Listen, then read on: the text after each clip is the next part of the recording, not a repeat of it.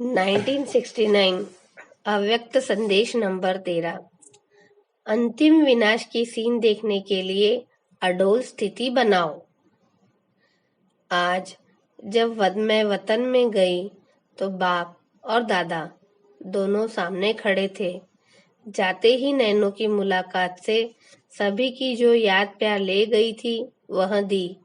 जैसे ही मैं याद दे रही थी तो साकार बाबा ने मेरा हाथ पकड़ा। उस हाथ पकड़ने में ना मालूम क्या जादू था। ऐसे अनुभव हुआ जैसे सागर में कोई स्नान करता है। ऐसे थोड़े समय के लिए मैं प्रेम के सागर में लीन हो गई।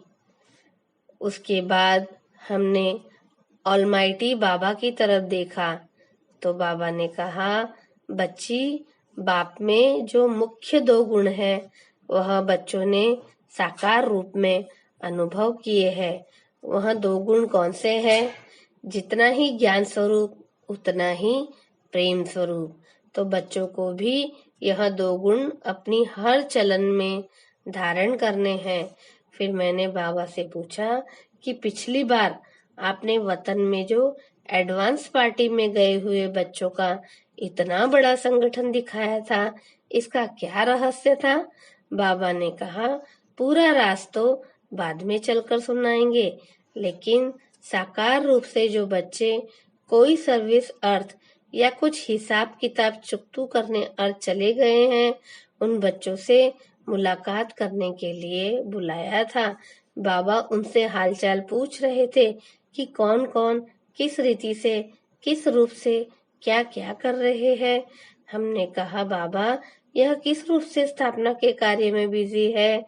तो बाबा बोले, बच्ची, यह आगे चलकर स्पष्ट करेंगे, फिर भी शॉर्ट में सुनाते हैं।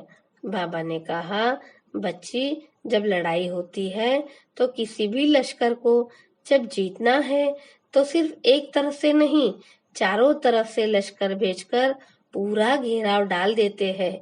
इस संगठन से यह मालूम हुआ कि जो भी बच्चे गए हैं वे चारों ओर फैल गए हैं।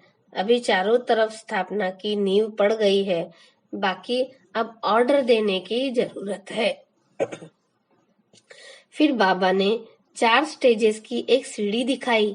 पहली स्टेज दिखाई ज्ञान सुनना, सोचना, समझना और निश्चय करना। कोई सोच करता है, कोई मंथन करता है।